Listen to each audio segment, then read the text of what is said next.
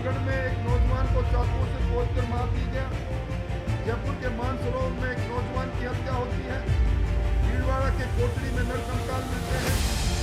भीलवाड़ा में इस होटल संचालक को पीट कर मार देते हैं। टूडू के अंदर एक पीट कर एक व्यक्ति की हत्या होती है।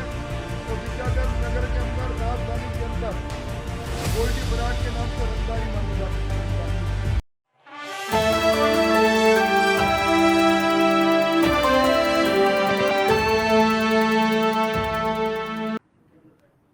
राजस्थान में कांग्रेस आज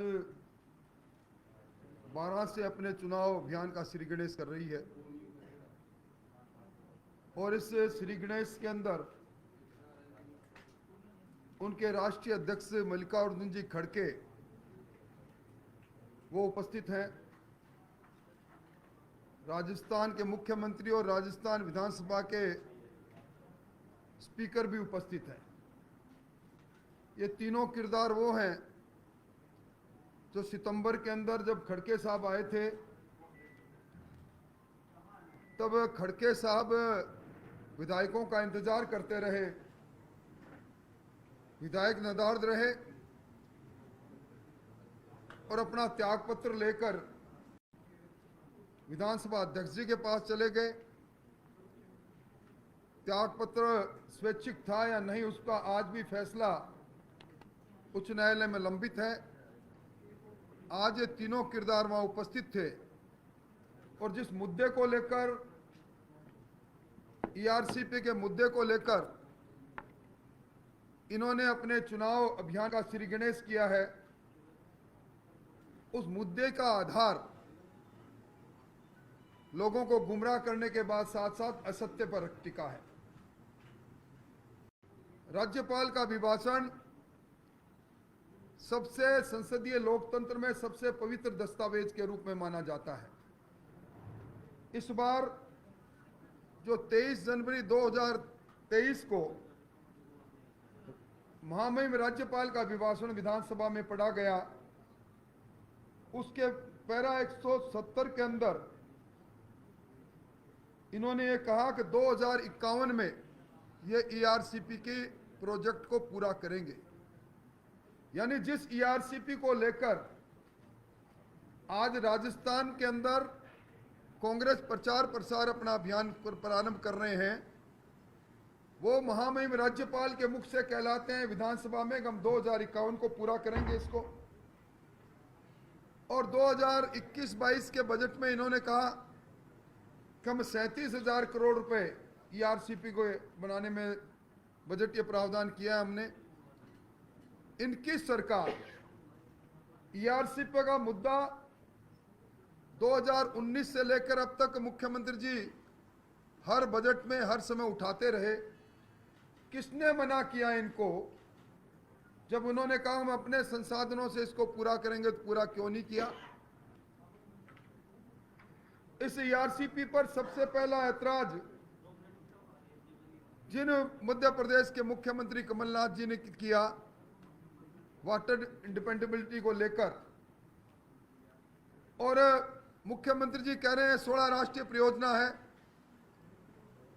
वो 16 राष्ट्रीय परियोजना उसको साफ गोई से बताना चाहिए कि उनके मापदंड और मानदंड क्या वो नहीं है जिन्हें उनकी खुद की सरकार ने प्लानिंग कमीशन ने बनाए थे।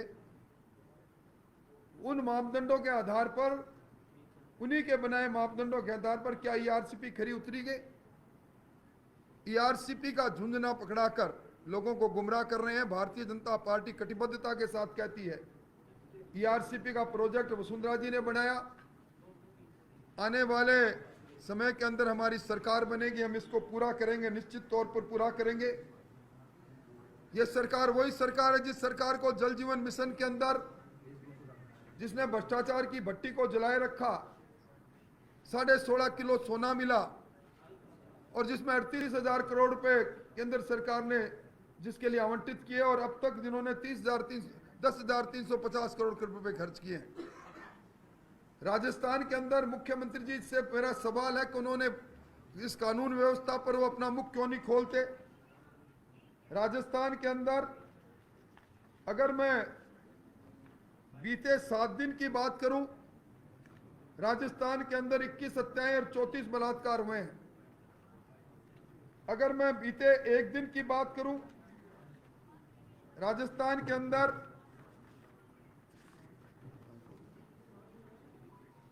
जिस प्रकार का अपराध घटित हुए हैं वो किसी से छुपे हुए नहीं।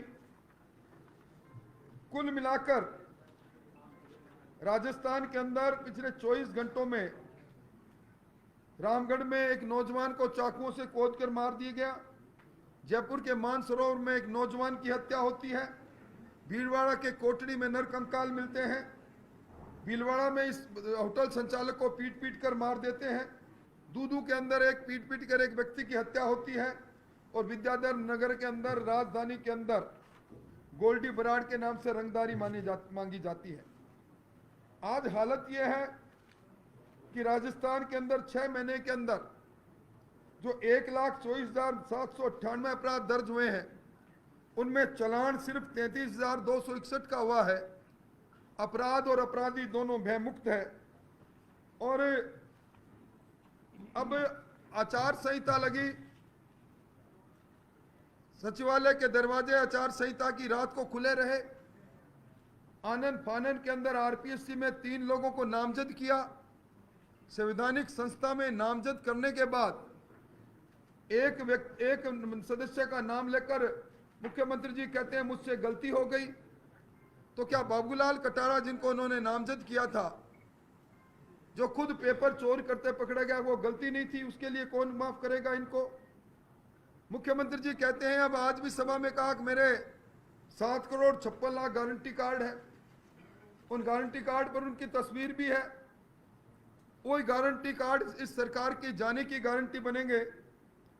और आज इन्होंने जिस प्रकार राजस्थान को आर्थिक आपातकाल में ढकेला है, राजस्थान में the Rajasthan state power finance और फाइनेंशियल सर्विस कॉरपोरेशन लिमिटेड बनाकर 1,000 करोड़ रुपए हाउसिंग बोर्ड को, इस कॉरपोरेशन को ट्रांसफर किए लोन लेकर, फिर अपने कंसोलिडेट फंड में ट्रांसफर किए।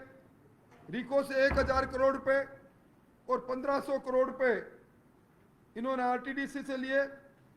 आज हालत यह है, जिस ओपीएस की दुहाई सरकार देती है, उसकी ब्रांड एम्बेसडर जिस टीचर राजकुमारी जैन का नाम इन्होंने फोटो छापा, वो भी कहती है मुझे भी ओपीएस का लाभ नहीं मिला।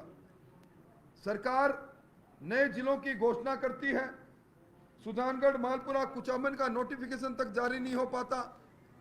19 दूसरे जिलों के अंदर जिला निर्वाचन अधिकारी उन जिलों के नहीं, पुराने जिलों के लिए इसलिए बनाए जाते हैं कि जिले के अंदर जो आधारभूत संरचनाएं होनी थी वो नहीं की। और कुल मिला के इस सरकार ने राजस्थान को आर्थिक आपातकाल की ओर ढकेल दिया। जीएसडीपी का 41% ये लोन ले लिया। और ये अब अपने अपराध जो इन्होंने खुद ने किया, जिस प्रकार की घोषणा की, उससे बचने के लिए लोगों को गुमराह करने की कोशिश कर रहे हैं। राजस्थान को पूर्णकालिक गृह मंत्री इसलिए नहीं मिला कि मुख्यमंत्री जी को अपने ही साथियों के निगरानी रखने के लिए पुलिस का बेजा इस्तेमाल करना था। मोटे तौर पर मैं कह सकता हूं कि आज भी राजस्थान में अपराध और अपराधी दोनों बेकाबू है। और राजस्थान की सपनों की सौदागर सरकार सपने बेचने में लगी है। मुख्यमंत्री जी कहते हैं कि ये कुर्सी मुझे छोड़ती नहीं, और इनके राष्ट्रीय महासचिव कहते हैं कि हम बिना चेहरा इस बार चुनाव मैदान में हैं। ये सारे सवाल इस बात को सिद्ध करते हैं कि आपाधापी का वातावरण बना है और इस सरकार की विदाई का समय है।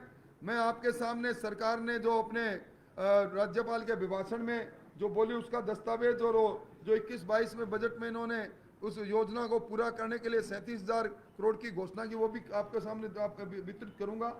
कुल मिला के इन 2 विषयों पर मुझे आपसे बात करनी थी। अब आपका कोई सवाल हो तो मैं उसका जवाब देने के लिए तैयार हूं।